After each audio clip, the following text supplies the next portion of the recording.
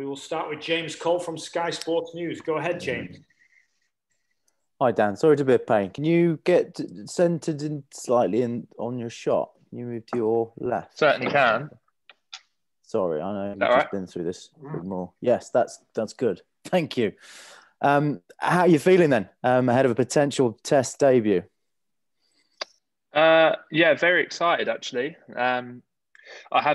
I obviously haven't officially been given the nod yet, so just trying to train as hard as I can and really put my name in the hat come Thursday.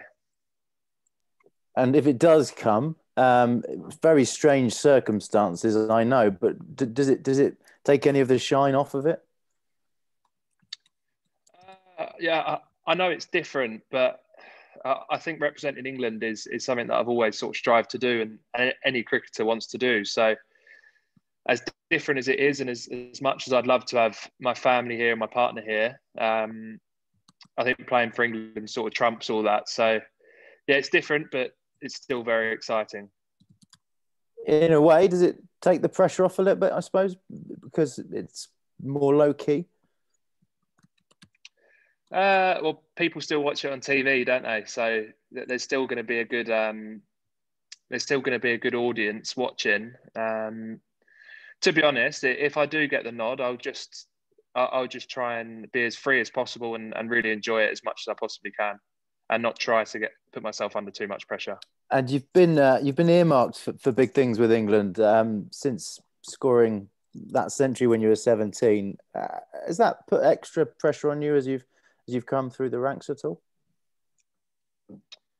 Not really, to be honest. I'm very much sort of just take each game as it comes, and then if anything sort of comes with it, re England call ups, then brilliant. But I was just very much focusing on trying to win games of cricket for Essex, and yeah, trying to be as successful as possible with them boys, and now thankfully I'm where I really want to be.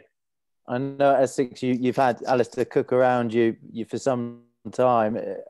Can you give us an idea of how helpful he's been, how good it's been to have someone like him to learn from, and have you spoken to him recently at all about this opportunity? I haven't actually spoke to Chef for a few weeks now, but it's obviously fantastic playing alongside him. Just his sort of presence in the changing room is so good, and you learn so much. Like, he still works harder than anyone else in our team, and he's finished playing his international career. So you can only take and learn from the things that he does. And then we've had brief conversations around international cricket, but he's a big one for if you put in the work and train. And obviously it is a bit different. There's different pressures, but if you put in the work, then you generally should be all right. And finally, from me, how much have you been able to learn on this tour from the environment, from the players you're playing alongside, and the coaches as well? What have you got so far from it? Well, I'm a big watcher, so I just sort of park myself at the back of the nets and try and take little bits from anyone, really. It's obviously fantastic having Jack Callis here, arguably the greatest player to ever played. And we had a good chat today just about batting, and I sort of had to pinch myself a little bit, really. So that's been awesome. Had a couple of good chats with Ruti, and just trying to take little bits here and there, but still sticking to my guns, and knowing how I'm going to be successful, and just sort of following them processes. Thank you. Good luck if you get the nod. Thank you very much. Cheers.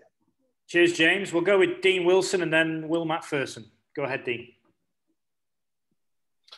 Yeah, hi, Dan. Obviously, you've been playing with Alistair Cook for a time, as James said, and he talked a little bit about some of your important innings for Essex, one against James Anderson at Lancashire, and also that innings that you played for the Lions against Australia. Obviously, talking about playing against pace, which you probably play more of. What's your experience like against spin? Experience in Sri Lanka? Have you had much of that? And how do you think you might cope not only with Sri Lanka and the spin, but also the heat and the conditions that you're likely to face? the good thing is about all the England setup from growing up in the under-19 and the Lions is that you get experiences in Asia. So last year we had a spin camp in India for a month where I learned a lot and wrote a lot of stuff down, and I've had to go back to that just to sort of like refresh the brain on how I went about things. Yeah, I think the big thing is going to be the heat. It's just being able to concentrate for long periods of time.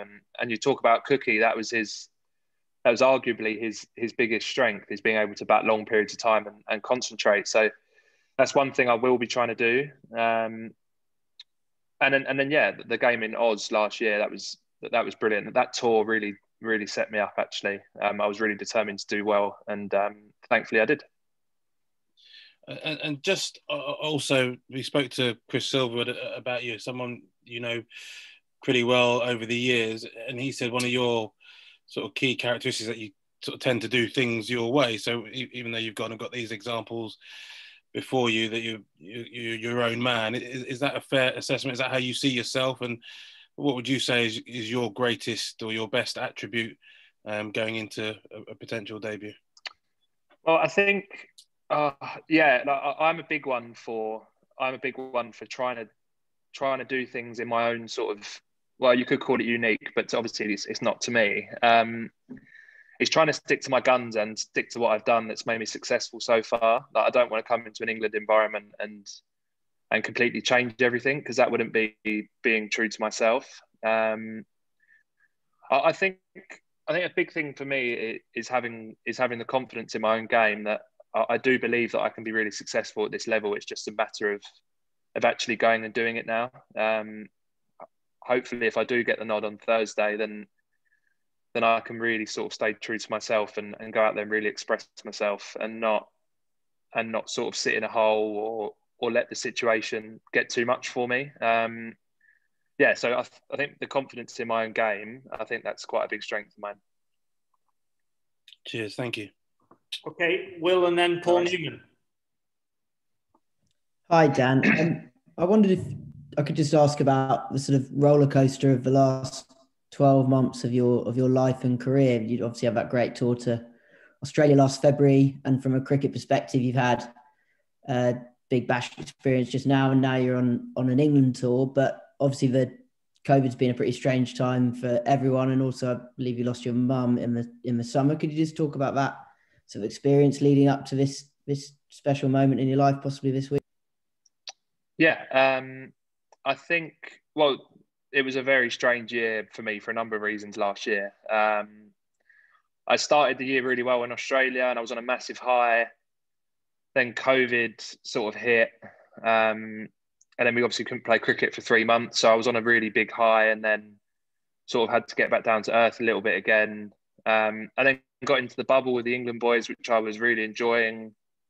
But mum was ill for a couple of years. So as sad as it was, I sort of had that already prepared, or I had that mentally prepared myself for the worst happenings. So yeah, as hard as it was, that just sort of made things quite tough for a couple of months. But then it was lovely to go back and play some cricket for Essex around all of my really good mates who I sort of needed at that time, and they were all fantastic. And then yeah, went to Australia for 5 weeks. Had the challenge of quarantining for 2 weeks, which was which is something I probably wouldn't want to do again. And then yeah, played a few games over there, and now I'm here. So it's been a bit of a roller coaster, but I think hopefully if I play on Thursday, it'll be a brilliant start to what will hopefully be a better year. Okay, we'll go to Paul. Hi, Dan. You talk about your unique style. Do you think it's a style that can prosper at the highest level? Yeah, I really do. I think I've had a big sort of technical change over the last sort of 12 months where when I was playing for Essex before, I was triggering too much and I was getting out in ways that I shouldn't have done. And I've really simplified things down a little bit now. I really feel confident in my new sort of technique. so yeah, I really do believe that I can be successful. It's just a matter of sort of getting out there and doing it now, really. And you seem like a guy who really likes the big stage. Are you relishing the higher stage that seems to be coming up, in a couple of days' time? Yeah, like I previously said, it's something that I've wanted to do since I was really young. So yeah, I'm loving every single minute of being here. The training is fantastic, lovely hotel. Yeah, it's just really exciting to be a part of. And if I do play, then God knows how I'm going to feel on Thursday. But at the moment, I'm feeling pretty calm about it. And yeah, just full of excitement. Thanks, Dan. Okay, we'll take three more. Cheers. Scott from TalkSport, Stefan BBC, and then we'll finish with John Etheridge from The Sun. So go ahead, Scott. Hey, Dan. I want to touch on what Chris Silwood said yesterday. He said about seeing your journey through Essex second 11 to now with England. How much easier has it been to settle in knowing that someone you know so well in Chris is the head coach? Yeah, it is. It does make things a lot easier, to be honest. Having sort of played my first second team game at 15 and Silvers was my coach, he sort of seen me develop as a player, and as a person as well. So I feel like I can have really nice sort of open and honest conversations with Silvers. Yeah, so that's outstanding. And having a coach that sort of understands how I tick and how I'd like to train really, really does help. And yeah, it's good. and it must be exciting having the likes of Ollie Pope there, Amir Verdi, Mace, all people similar age to you. So it feels more like a club environment, I guess. Yeah, definitely. Most of the boys that are in this squad I've had involvement with before. Like, it's a very young England team at the moment. So yeah, the likes of Mace, Sam, Popey. Yeah, it just sort of makes you feel a bit better that you're not that you're sort of in the same sort of age bracket as a lot of boys, and it's a very easy dressing room to fit into anyway. So on that side of things, it's been very comfortable. So now it's just sort of about focusing about the cricket and cracking on. And just finally for me, I know you mentioned with Will about the year and you're a student of the game as such. You like to study. You like. Did you still use that sort of 3 or 4 month opportunity to learn and get better, even though you couldn't play any cricket?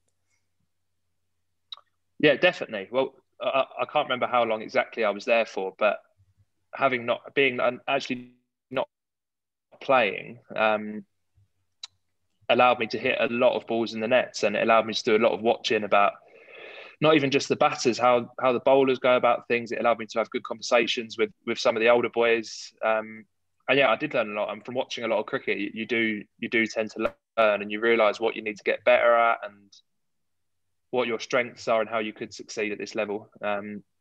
So yeah, it was frustrating not to play, but it was still a brilliant experience overall. Cheers, Dan. Okay, one from Steph and one from John. Hi, Dan.